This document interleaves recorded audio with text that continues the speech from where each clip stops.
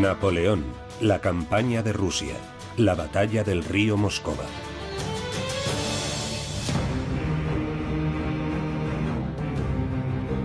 La paz reina en la mayor parte de Europa, pero Francia es escenario de inquietantes preparativos militares.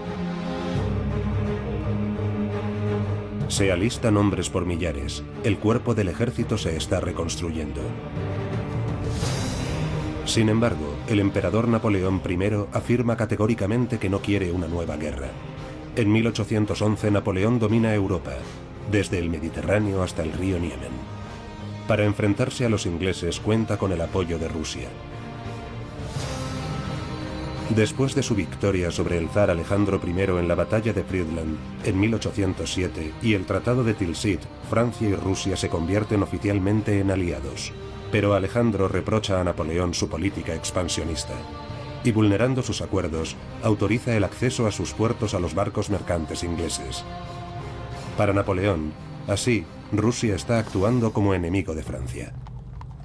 Hermann de Caulaincourt fue embajador de Francia en San Petersburgo durante 4 años. Por tanto, conoce perfectamente Rusia. Me han informado de que se os echa mucho de menos en San Petersburgo y que incluso se celebró un banquete en vuestro honor por vuestra marcha.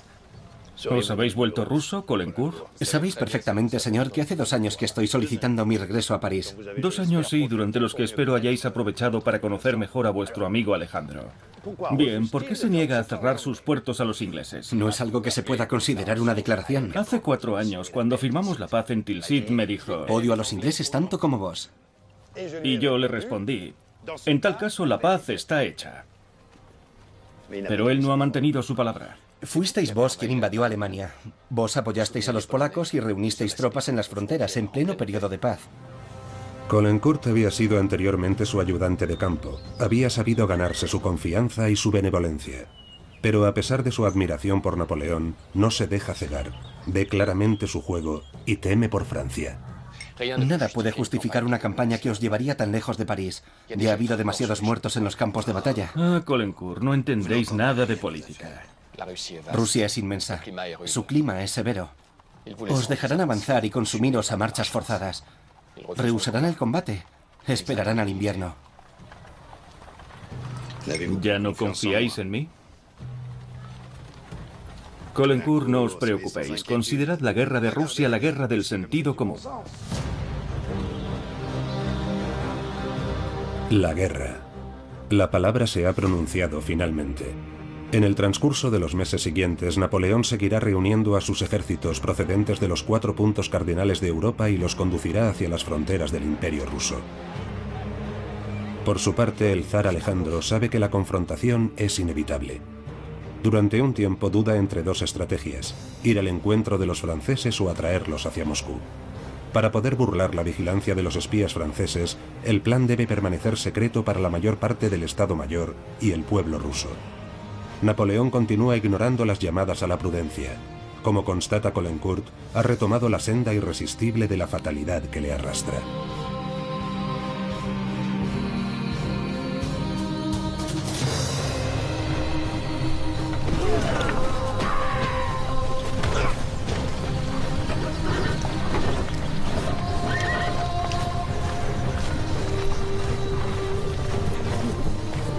Primer día de campaña.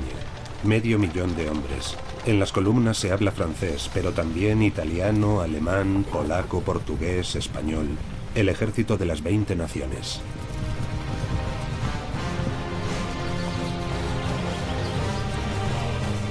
El primer imperio en marcha hacia su destino. Napoleón quiere una campaña relámpago. Cree que una demostración de fuerza será suficiente para hacer entrar en razón al zar. Quiere cumplir su sueño, hacer de todos los pueblos de Europa un solo pueblo. A los soldados se les ha prometido un pronto regreso a su patria, pero más allá del río Niemen, que marca la frontera de Polonia con el Imperio ruso, reina lo desconocido. Lo más relevante que cabe señalar es que la Gran Armée, el Gran Ejército, era el ejército más grande jamás visto en la historia de Europa. La particularidad de la Gran Armée de Napoleón es que en sus filas hay un número muy elevado de civiles. Algunos oficiales e incluso suboficiales llevaron con ellos a sus mujeres, a veces a sus hijos, a sus amantes, etc., lo que hacía que la caravana del ejército fuera a veces bastante diversa. Algunos están con él desde la campaña de Egipto. Son los viejos veteranos que constituyen la columna vertebral de la Gran Armée. Confían en él, siguen a aquel hombre, que para ellos es una estrella, un genio.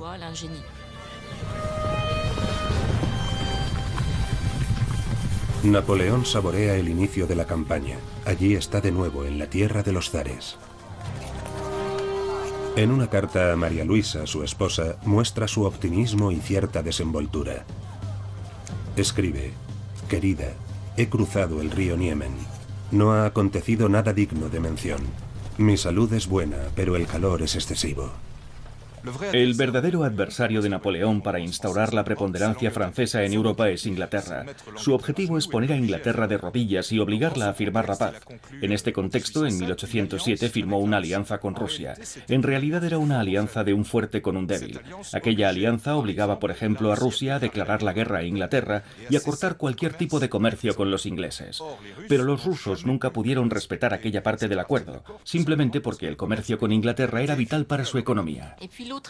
Y luego había un factor más ideológico, es decir, en definitiva, ir a hacer la guerra a Rusia ayuda a la civilización europea contra la barbarie asiática, en la que Rusia se deleita. Si hiciéramos la pregunta a los rusos, responderían que Napoleón quería conquistar Rusia. Napoleón quiere ganar la guerra rápidamente. Espera derrotar al ejército ruso en menos de 2 meses. Obligar a Alejandro a firmar la paz bajo sus condiciones. Pero no quiere destruir al Imperio ruso. No quiere destronar a Alejandro. Quiere llevar a cabo una guerra limitada. Para Alejandro, el enemigo a batir es Napoleón, no Francia, cuya cultura e historia admira profundamente, hasta el punto de que a él le gusta expresarse en francés tanto como en ruso. Sire, la Gran Armée ha cruzado el río Niemen esta mañana. ¿Sin una declaración de guerra? Es imposible. El nuevo embajador de Francia envió hace unos días una nota anunciando que su misión había terminado. ¿Hace 2 días? ¿Y por qué no se me ha informado? No pensábamos que... Esa era su declaración de guerra. Estamos preparados para librar batallas, Sire. No comparto vuestra opinión, general. No.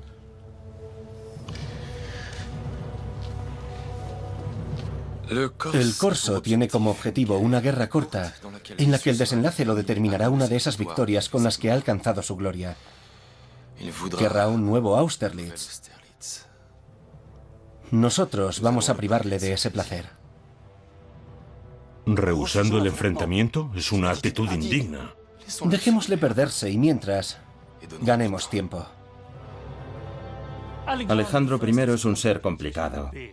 Es, en cierto sentido, un político astuto y tenaz, pero por otro lado es muy sensible y fácil de herir. ¿Quién no tiene complejo de inferioridad militar frente a Napoleón en aquella época? Alejandro intentó comandar 2 ejércitos durante la campaña de 1805, lo que terminó en una catástrofe terrible en la batalla de Austerlitz. De manera que el zar es consciente de que no es un gran militar y por primera vez en la historia de Rusia, en 1812, se comprometerá a no tomar personalmente el mando de su ejército. Alejandro ha aprendido, por tanto, de su derrota en Austerlitz en 1805.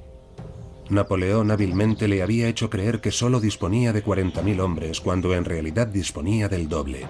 Atrapados, engañados y humillados, el zar y su aliado austriaco habían dejado 16.000 muertos en el campo de batalla. La primera de una serie de victorias de la Gran Armée, el Gran Ejército, hasta su entrada en Rusia 7 años más tarde. Para presionar a Alejandro, los espías franceses hacen circular manifiestos en los pueblos. Ve a ver. Para sembrar la discordia entre los campesinos rusos. El emperador Napoleón no es vuestro enemigo. Ayudadle a derrocar a los dirigentes que os oprimen. Os espera la libertad y una vida mejor. 30 millones de campesinos viven en la esclavitud. La menor reacción contra la nobleza es cruelmente reprimida. Sin duda, sueñan con la libertad.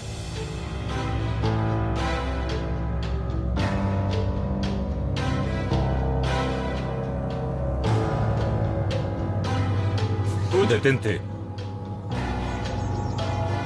Prometiendo abolir la servidumbre, Napoleón podría ganarse su lealtad, pero a pesar de su sufrimiento están unidos a la tierra rusa, es su mundo. De los franceses que se aproximan no saben nada.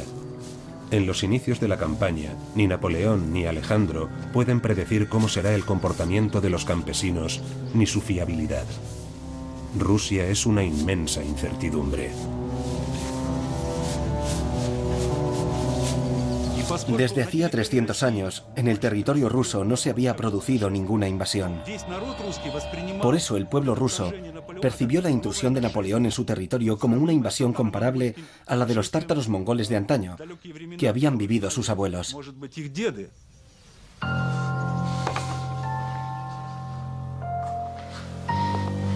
Panfil Nazarov tiene solo 20 años, pero el zar necesita soldados para combatir contra Napoleón, a quien se presenta como el anticristo.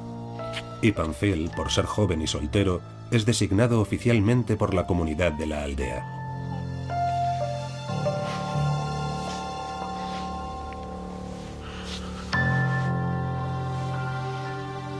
Los jóvenes campesinos como él se incorporan a filas con el consentimiento de sus propietarios, que contribuyen de esta manera a la defensa de su santa madre Rusia.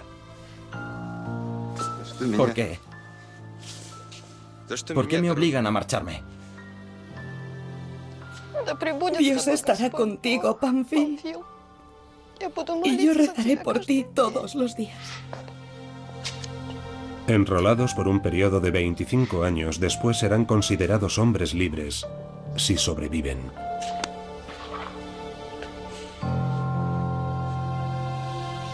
Panfil Nazarov realizará el difícil aprendizaje de la vida de soldado y pronto estará listo para enfrentarse a la Gran Armée.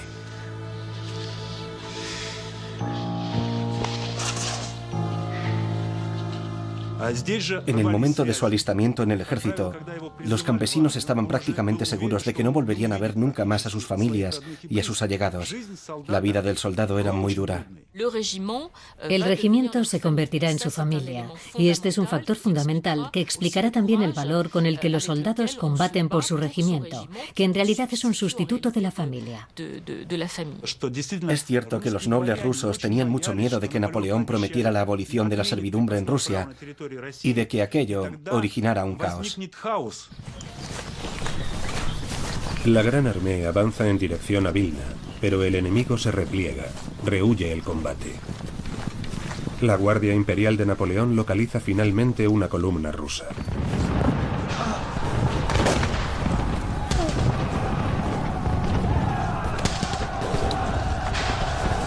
Primer enfrentamiento, primer cuerpo a cuerpo. Los dos bandos juran morir antes que ceder una pulgada de terreno. Un cruel anticipo de los combates por venir.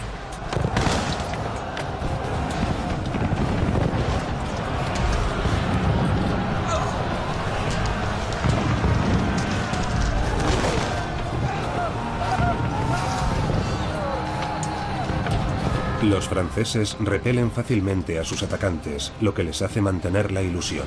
La capitulación del zar es solo cuestión de días.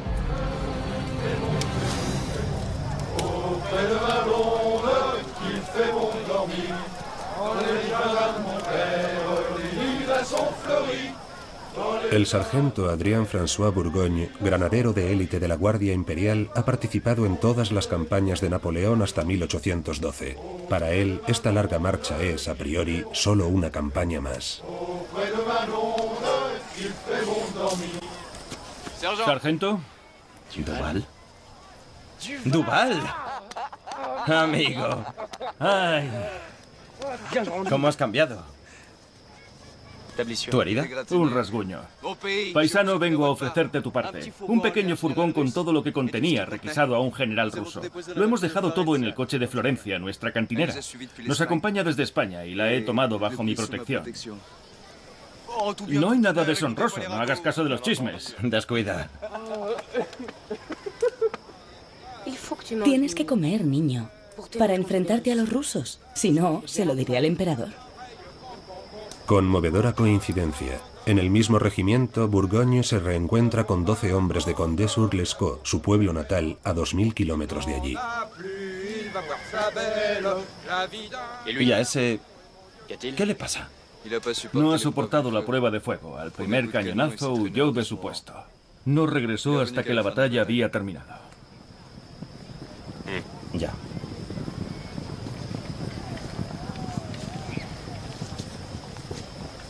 El vino del general ruso no se puede rechazar.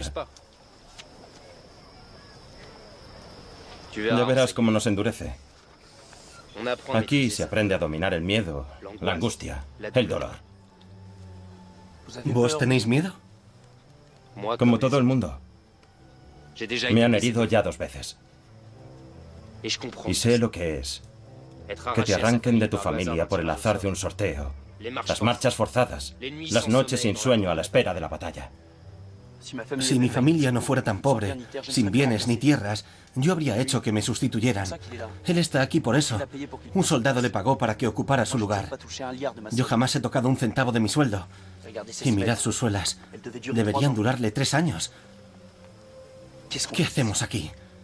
¿Lo sabéis vos? ¿Por quién combatimos? El sargento Burgogne eligió hacer carrera en el ejército. Desde su punto de vista, Napoleón es infalible.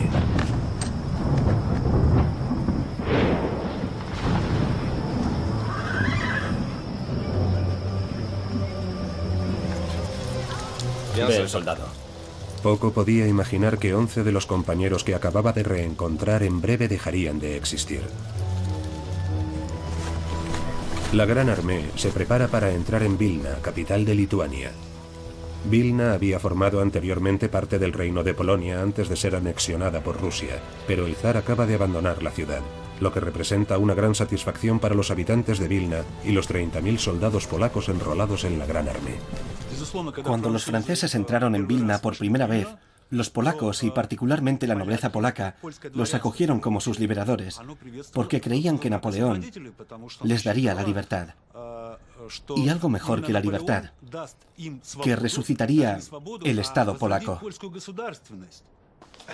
Alejandro ha estado aquí mismo hace algunas horas. ¿Por qué me entrega la ciudad sin combatir? Os lo dije, señor. Hará todo lo posible para que esta campaña se eternice y para privaros de una gran batalla. El tiempo es su aliado. Cobarde. Se deshonra a los ojos de los valientes polacos. Señor, el general Balachov, embajador de Su Majestad Imperial. Desde Pedro el Grande ningún enemigo había entrado en vuestro territorio, general Balachov. Y vos me habéis dejado conquistar una provincia entera sin haber siquiera presentado batalla. ¿No siente vergüenza, general? Os puedo asegurar, Sire, que los rusos lucharán como leones. El emperador, mi señor, exige la retirada de vuestras tropas. Mi hermano Alejandro es un novicio en materia militar. ¿Por qué ha decidido asumir él solo la comandancia suprema? Podría sorprenderos. Antes de 2 meses se verá obligado a pedirme la paz. Vamos a quedarnos aquí varios días para reponer las existencias de alimentos, instalar hospitales para cuidar de los enfermos y los heridos, reestructurar la administración lituana, Berthier apoyándonos en las élites locales, formar un gobierno provisional y proclamar su autonomía. Pero nadie se dejará engañar, Sire. Este gobierno estará bajo nuestra tutela. Colencourt, no os he pedido vuestra opinión. ¿Tenéis la intención de declararos a favor de la independencia de Lituania? ¿De decir claramente que Polonia existe? De ninguna manera pondremos en peligro nuestra alianza con Austria. Los polacos deberán tener paciencia. En ese caso, vuestras llamadas a su patriotismo serán letra muerta.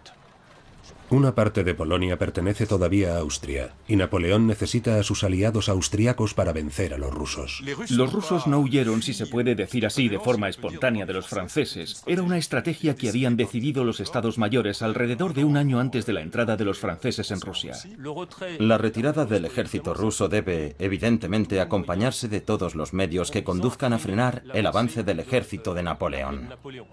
Y entre esos medios está la política de eso que llamamos tierra quemada, guerra, que consiste en destruir todas las existencias de alimentos disponibles, de víveres, pero también de forraje para los animales, para todo el ganado.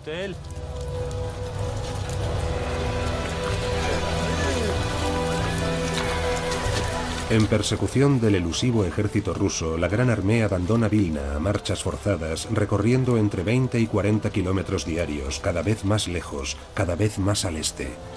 Debido a las lluvias torrenciales, es necesario luchar a cada paso con el barro para que las botas no queden atrapadas en él. Los rusos han quemado molinos y almacenes, por lo que falta alimento para la caballería. Se arranca la paja podrida de las cabañas, pero los caballos se están muriendo. Hay escasez de pan, disentería, heridos a los que no se puede cuidar. Pronto habrá miles de merodeadores y desertores.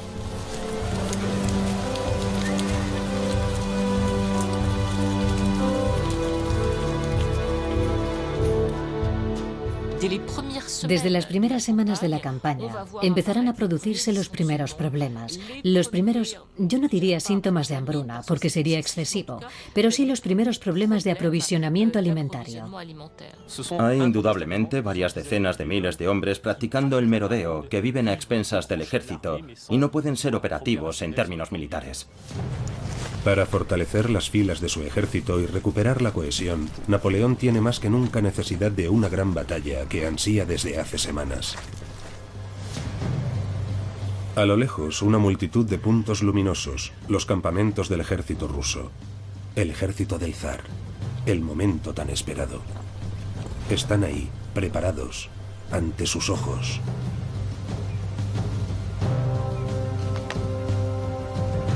Napoleón ha logrado su objetivo. La gran batalla tendrá lugar al día siguiente.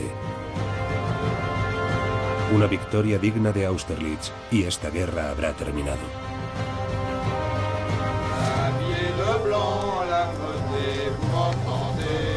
El sargento Bourgogne y sus hombres se preparan para el enfrentamiento. Se limpian las armas, se comprueban los fusiles.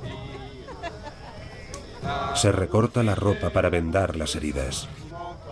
En el campo de batalla, cada uno debe ser capaz de curarse a sí mismo. Algunos escriben su testamento, sus últimas voluntades, pero sueñan con volver a ver a sus mujeres y a sus hijos. Otros, aparentemente despreocupados, cantan o duermen.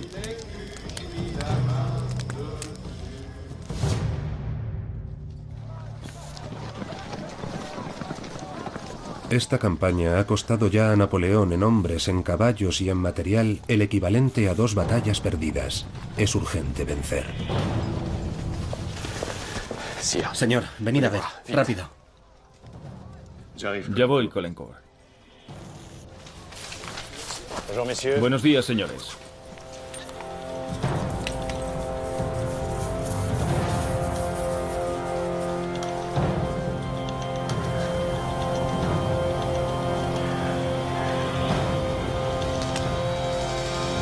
Napoleón comprende que ha sido engañado. No tendrá lugar ninguna batalla. Los rusos han desaparecido sin dejar rastro. Por tanto, hay que volver a ponerse en marcha incansablemente camino de Smolensk. El verano ruso es tórrido. El agua potable empieza a faltar. Algunos batallones solo tienen cerveza para calmar la sed, pero se mantienen en pie y avanzan.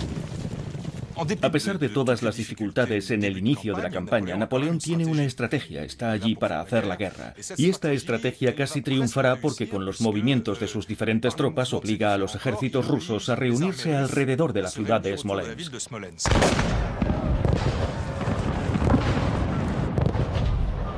6 de la mañana. Se producen los primeros bombardeos. Napoleón se dispone a hacer frente a los ejércitos del zar, pero se encuentra con un cuerpo de solo 20.000 soldados enemigos que ha recibido la orden de defender Smolensk a cualquier precio. La ciudad que se levanta tras sus murallas, construida en madera, arde por los 4 costados. Hombres, mujeres y niños que no han podido huir mueren abrasados vivos o asfixiados. La ciudad cae irremisiblemente. Napoleón sale por tanto victorioso, pero la tenaz resistencia de los defensores de Smolensk ha permitido que el grueso del ejército ruso escape en dirección a Moscú. Algunos compararán la tragedia de Smolensk a la de Pompeya. Parece la erupción del Vesubio. Hermoso espectáculo, ¿no os parece, caballerizo mayor? Espantoso, señor. Bah, recordad estas palabras. El cuerpo de un enemigo muerto siempre huele bien. Proverbio romano. Sire, os pido permiso para retirarme. Son los rusos los que alimentan este incendio mientras su ejército se esconde, Caulaincourt. Cuando lo honorable para vuestro amigo Alejandro sería medirse al menos una vez conmigo. Después de lo cual sellaríamos fácilmente la paz, igual que dos campeones se reconcilian tras un duelo. La guerra no es más que política, Caulaincourt. Y la paz no puede fraguarse mientras estamos a este lado del Rin. A Caulaincourt le aflige continuamente el daño que inflijo a su amigo. El zar no es mi amigo. Soy más patriota que otros que solo os complacen y adulan. Os suplico calma, habláis con el emperador. ¿Por qué debo guardar silencio? Me enorgullezco de haber hecho lo imposible por evitar esta guerra. Sire, confiadme una misión en España. Permitidme que salga de este... Sois demasiado susceptible, Caulaincourt. ¿Sabéis cuánto respeto os profeso? Que Alejandro se pronuncie contra Inglaterra y todo habrá terminado. ¿Y mientras tanto? Si no quiere que me haga coronar emperador en el Kremlin, tendrá que buscar la forma de detenerme. ¿No? Más tarde, Caulaincourt escribiría: Napoleón creía en una batalla porque la deseaba y porque se veía vencedor. Estaba convencido de que Alejandro pronto suplicaría la paz. Su embriaguez no cesaba. Y yo me daba cuenta de que ya no podía confiar en las buenas inspiraciones que tan feliz me habían hecho antaño. La ciudad, cuya belleza ya era ensalzada en aquel entonces, sufriría un trágico destino, puesto que quedó completamente destruida por el fuego, un fuego alimentado en gran parte por los rusos a consecuencia de su política de tierra quemada. En Smolensk se produjo el primer punto de inflexión de la guerra, en la medida en que la población civil, ahora a gran escala, pasó a ser una de las grandes víctimas de la guerra. Se considera que la toma de la ciudad de Smolensk marcó el inicio de la guerra patriótica contra los ocupantes franceses. Napoleón, el invasor, hace constituir en Smolensk un concejo municipal compuesto por ciudadanos rusos obligados a obedecer bajo pena de represalias y retribuidos en moneda francesa. El emperador ordena cobrar a la población una contribución en forma de trigo, ganado y forraje. Estos duros gravámenes exacerban el odio contra los ocupantes franceses. Sin embargo, los rusos no entienden por qué el zar Alejandro entrega de esa forma, sin oponer resistencia, sus ciudades y sus tierras. Esta situación generaría una primera crisis muy profunda de confianza entre el zar y el pueblo, pero también una crisis de confianza en el seno del propio ejército imperial. Carta del general Bagration a su amigo Ermolov. Me avergüenza llevar este uniforme. Es un suplicio. Nos han dispersado como meros peones para quedarnos luego de brazos cruzados bostezando de aburrimiento a lo largo de nuestras fronteras. Siento tanta repugnancia que temo perder el juicio. Voy a cambiar mi uniforme por una blusa de campesino. A fuerza de retirarse, los soldados rusos tienen la impresión de estar comportándose como unos cobardes. Su moral está por los suelos. Vuestro ejército, Sire, tiene 1000 oficiales alemanes. Todos los extranjeros que ordenan la infame retirada de vuestras tropas han dejado de inspirar confianza. Por eso he convocado esta reunión. He de nombrar un generalísimo que sepa concitar al ejército y al pueblo alrededor de su figura. De dicho nombramiento dependerá el resultado de la guerra. Yo propongo al general Kutuzov. Kutuzov no gozaba del aprecio de Alejandro I. Para empezar, porque su sola presencia le recordaba el fracaso de Austerlitz, en el que Kutuzov había expresado un punto de vista diferente que el zar no había seguido, lo que se tradujo en un tremendo fiasco. Según cuentan las fuentes, el general Kutuzov sentía pasión por la comida y también por las mujeres. Algunas denuncias dirigidas a Alejandro por sus generales informaban que tanto en su residencia como en campaña se habían encontrado chicas vestidas de cosacos. Eran las encargadas de calentarle la cama. Mientras que Alejandro era un hombre muy mojigato, y desde ese punto de vista existía también una cierta incompatibilidad de estilo, por así decirlo, entre los dos hombres. Para emprender una guerra de liberación, una guerra patriótica, necesitamos un militar ruso. En ese caso, el general Tormasov cumplirá con creces. Kutuzov, señor, es el más veterano. Nuestros mejores generales, Bagration, Benishen, aceptarán servir bajo sus órdenes. El perdedor de Austerlitz. Eso no le impide gozar de gran favor en la opinión pública. Ha sido elegido por unanimidad líder de las milicias de San Petersburgo y de Moscú. Su popularidad y sus hazañas hablan por sí solas, y su valentía es incontestable.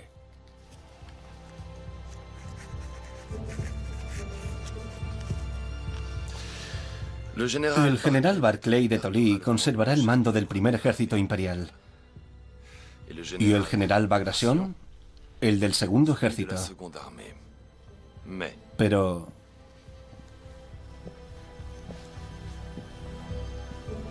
Kutuzov será el nuevo generalísimo.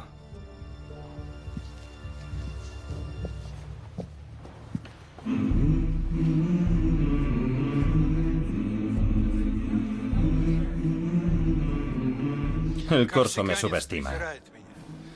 Desde Austerlitz me considera un general incompetente. Eso nos beneficia.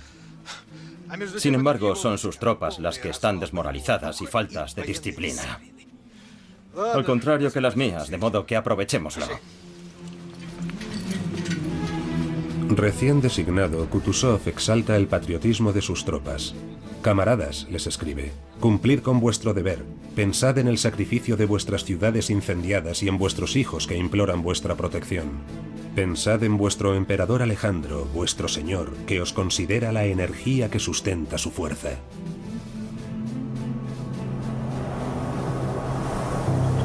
Mientras el ejército del zar se reorganiza de manera decisiva, Napoleón exige a sus hombres que luchen hasta el límite de sus fuerzas. El descanso es indigno de ellos. Violentas ráfagas de viento levantan torbellinos de un polvo abrasador, un verdadero calvario. La rapidez de la marcha provoca la pérdida de muchos caballos, y mientras el tifus causa estragos entre las tropas, la propaganda rusa ataca a los más vulnerables. Soldados franceses os obligan a marchar contra nosotros, os dicen que lucháis en aras de la paz. No creáis esas pérfidas palabras. Combatís por la insaciable ambición de un amo que no desea la paz y que juega con la sangre de vuestros valientes. Regresad a vuestros hogares, aún estáis a tiempo.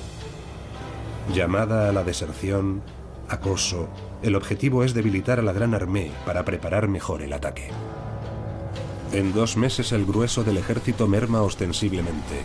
Además de los enfermos, los muertos, los heridos y los desertores, ha habido que dejar algunas unidades por el camino para mantener el control de Vilna y Smolensk.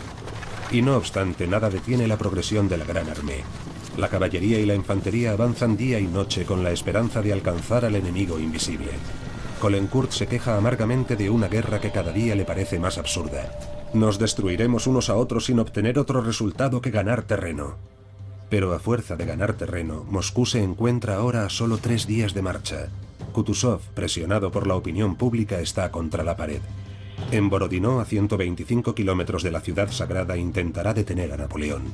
El terreno, muy irregular y boscoso, servirá para obstaculizar el avance del enemigo. Kutuzov establece su línea de defensa en la margen sur del río Kolocha, bloqueando así la ruta hacia Moscú, y levanta 4 reductos. El primero, el más grande, es el reducto de Rayevsky. Después, los 2 reductos de Bagration, más modestos, y por último el reducto de Shevardino, situado como bastión frontal. Un reducto es una fortificación de tierra erigida sobre un promontorio donde se instala una batería de cañones. Por debajo está defendido por una trinchera repleta de soldados. En la retaguardia las tropas rusas permanecen fuertemente concentradas. Kutuzov ha situado sus fuerzas de defensa aquí. Se siente seguro detrás del río, protegido por sus reductos. Inicialmente tomaremos el reducto de Shevardino y el pueblo de Borodino. Así podremos situar nuestras tropas para la batalla final. Nuestros ejércitos del norte se intercalarán para evitar que los ejércitos rusos puedan rodearnos. Eso es todo, caballeros.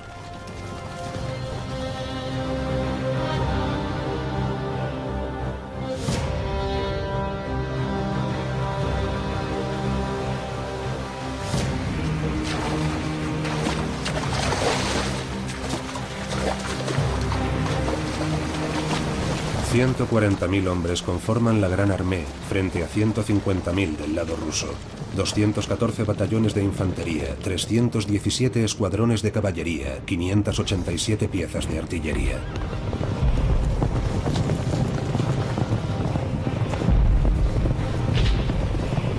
El ruido de los cañones despierta una gran alegría en los franceses y una extraña sensación de alivio, ya que es evidente que los rusos esta vez no han abandonado el campo de batalla. Los dos ejércitos lucharán en dos puntos altamente estratégicos: el pueblo de Borodino, que se encuentra en la ruta hacia Moscú, y el reducto de Shevardino, cerrojo principal de la línea defensiva rusa.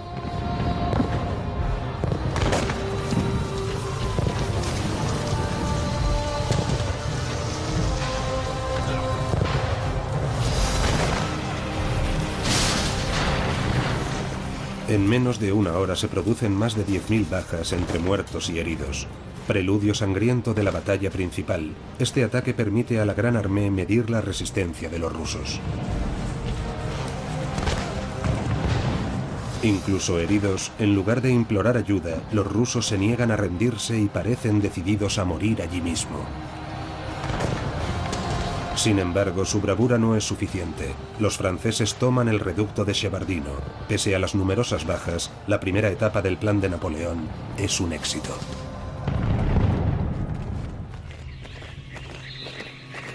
Cada ejército lame sus heridas. Del lado ruso se refuerzan las líneas de defensa y sobre todo los reductos de Rayevsky y Bagration. Kutuzov organiza una solemne procesión con la Virgen de Smolensk. Panfil Nazarov, al igual que sus camaradas, implora la protección divina con la mente puesta en los suyos y en las palabras que no pudieron decirse. Porque hay que estar dispuesto a morir por Dios, por el zar y por la sagrada Rusia. Nunca los rusos han orado con tanto fervor como hoy, escribe el poeta Glinka. En esos momentos, nuestros corazones y nuestras almas mantienen una conversación secreta con la divinidad.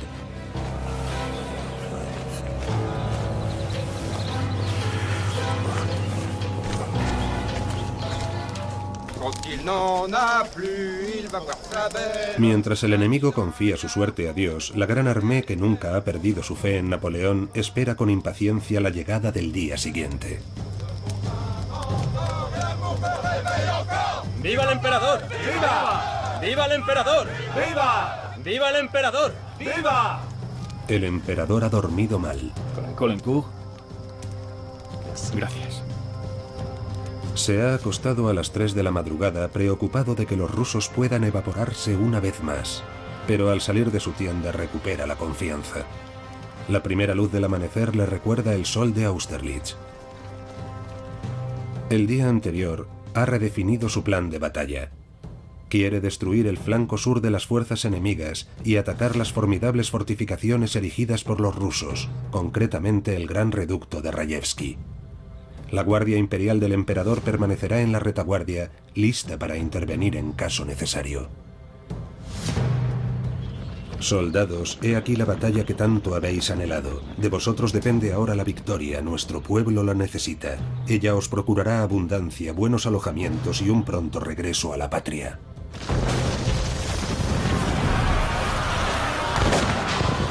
Comportaos como en Austerlitz y que la posteridad cite con orgullo vuestra conducta. Que de cada uno de vosotros se diga, estuvo en esa gran batalla bajo las murallas de Moscú. Durante 10 horas, los dos ejércitos lucharán palmo a palmo. Los soldados se olvidan del miedo bajo una lluvia de proyectiles y andanadas de cañón, y apenas se fijan en los camaradas que caen a su lado disparados a quemarropa.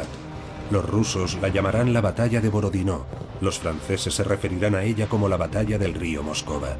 Las posiciones se conquistan, se pierden, se vuelven a conquistar y de nuevo a perder. El segundo cuerpo de caballería, comandado por el general Montbrun, debe cargar a la derecha del reducto de Rayevsky. Montbrun busca la posición ideal para atacar y parte a caballo en misión de reconocimiento. Por desgracia, una bala de cañón le atraviesa el tórax. Napoleón decide sustituirle por Auguste Caulaincourt, el hermano de Armand de Caulaincourt.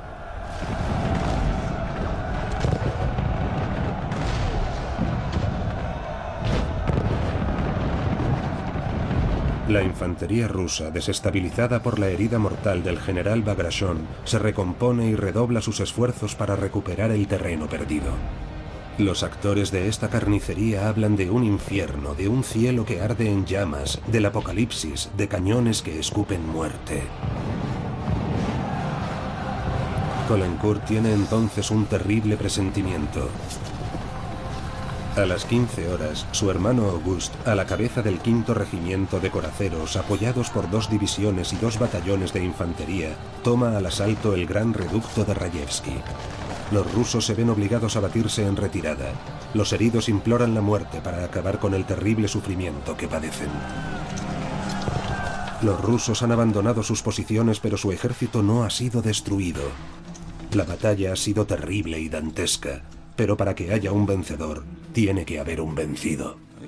Resulta muy difícil evaluar el resultado de la batalla de Borodino, porque Napoleón y Kutuzov se habían marcado unos objetivos, y ni Napoleón ni Kutuzov los alcanzaron. El objetivo de Napoleón era derrotar completamente al ejército ruso, y el objetivo de Kutuzov era detener a los franceses y proteger Moscú. ¿Qué significaba ganar una batalla en aquella época? Se consideraba que el ejército que se adueñaba del campo de batalla era el vencedor. En la batalla del río Moscova no existe la menor duda, ya que los rusos se retiraron y el ejército francés se adueñó del campo de batalla. Por lo tanto, Napoleón ganó la batalla del Moscova. Si bien es cierto que a nivel estratégico la batalla del Moscova contribuyó a un debilitamiento aún mayor de la Gran Armée, y basándose en esto, los rusos la reivindican como una victoria. Una forma de poner de acuerdo a todo el mundo sería decir que los franceses ganaron la batalla del Moscova y que los rusos no perdieron la batalla de Borodino.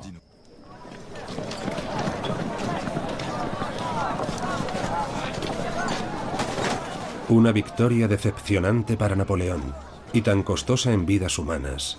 Sin embargo, la Guardia Imperial, la élite de la Gran Armée, había permanecido en la retaguardia.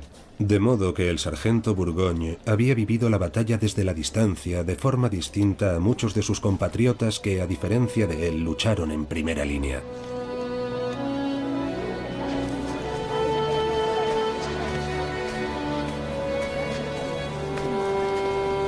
Napoleón, prudente, quizá demasiado prudente, no había querido correr el riesgo de debilitar su guardia imperial.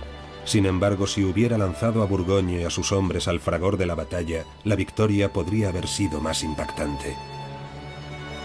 Podrían haberse salvado vidas. Los camaradas de Bourgogne quizá habrían vuelto a sus casas sanos y salvos. Y con ellos tantos héroes, soldados, oficiales, generales.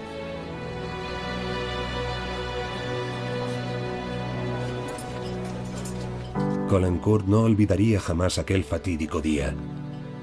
«Venceremos o me quitaré la vida», fueron las últimas palabras que me dirigió Auguste. Había encabezado la carga decisiva contra el gran reducto.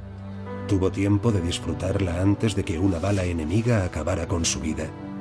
A ojos del emperador, Francia había perdido a uno de sus mejores oficiales. Yo había perdido a mi hermano. Tenía 35 años.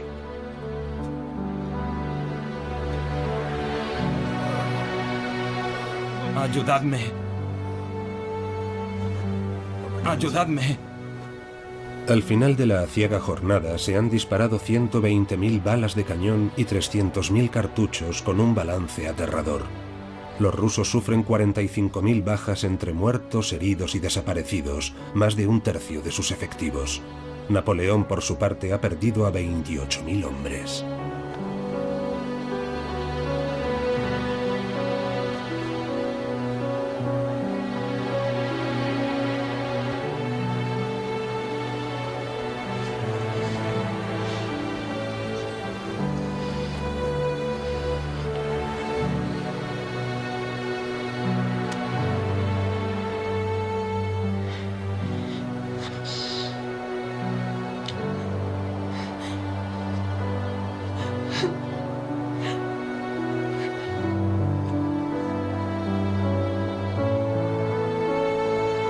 La hecatombe pone de manifiesto las limitaciones de los servicios sanitarios.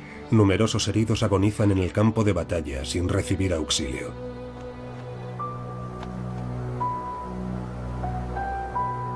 En la Gran Armée hay solamente un médico y un farmacéutico por cada 600 soldados. 45 cirujanos tratan indistintamente a miles de víctimas de ambos bandos. En menos de 4 minutos se amputa una pierna. 10.000 heridos, cuyo tratamiento es imposible, serán depositados en los pueblos de los alrededores, donde la mayoría morirán. Napoleón espera reanudar las hostilidades al día siguiente, pero Kutuzov tiene otros planes.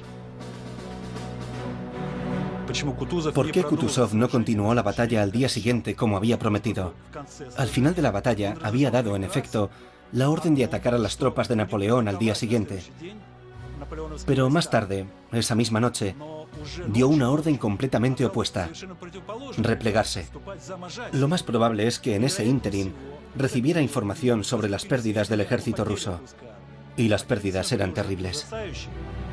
En presencia de sus generales, Kutuzov sopesa los pros y los contras de una nueva batalla, y finalmente no tiene más remedio que admitir que sus tropas no se encuentran en condiciones de detener a Napoleón, y por lo tanto es más prudente conservarlas y darles tiempo para recuperarse. 420.000 soldados habían cruzado el río Niemen 3 meses antes, de los cuales solo quedan la mitad. Procedentes de Francia, España e Italia, habían recorrido más de 4.000 kilómetros, franqueando los Alpes o los Pirineos y atravesando Alemania, Polonia y la Rusia occidental. Y ahora piensan que podrán por fin descansar de sus fatigas.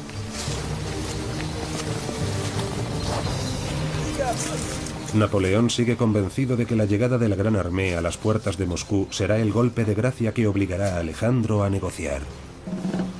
Memorias del sargento Burgogne. Después de atravesar un gran bosque, por fin divisamos Moscú. En esos momentos uno se olvida de todo, de los peligros, de la fatiga, de los camaradas caídos. Ahora solo importa una cosa: el placer de entrar en la ciudad prometida.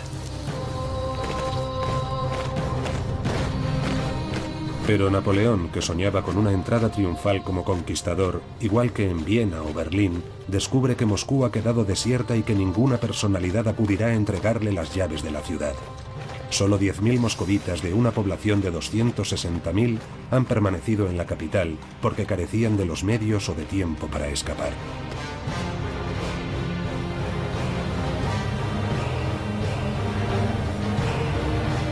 Napoleón se instala en el Kremlin con su guardia y su servicio de intendencia.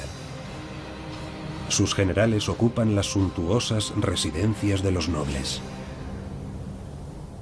¿Dónde están vuestras divisiones, Ulyanov? Sire, han estallado incendios por toda la ciudad. Parece que es obra de los rusos. Ah, no lo creo.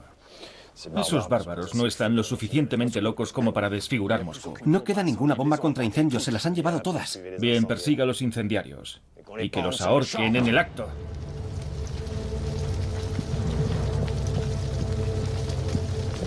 Al principio se pensó que los incendios eran accidentales, provocados por soldados borrachos ocupados en festejar su primera noche en Moscú. Pon la pólvora junto a la estufa, haremos saltar todo por los aires.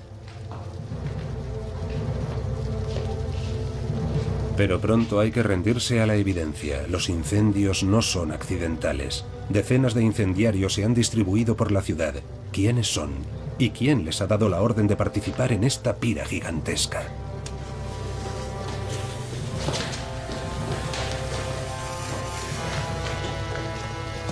¡Alto!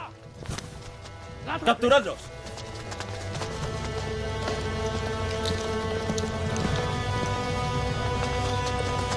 ¿Hay alguien? Sargento, creo que hemos encontrado un tesoro. No te emociones, no te emociones.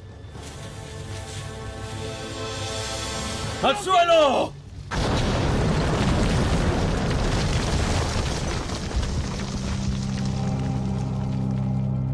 Kutuzov había optado por abandonar Moscú para evitar una nueva confrontación y permitir así a su ejército reorganizarse. Ese fue el motivo por el cual el gobernador general de la ciudad, el conde Rostovchin, con las manos libres, había ordenado a los convictos de la justicia a quemar almacenes, depósitos de mercancías, palacios. No había que dejar nada al invasor.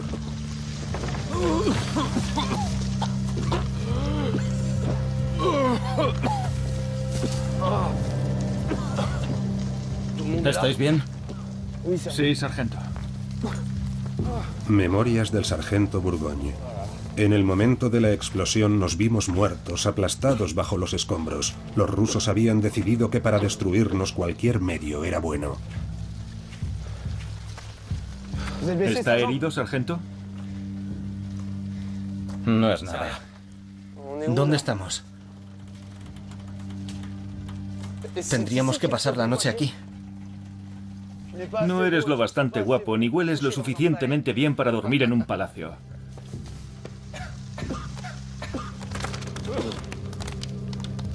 Sargento, venga a ver esto. Vaya. ¿Qué hacemos, sargento? Nos lo llevamos. ¡Cuidado!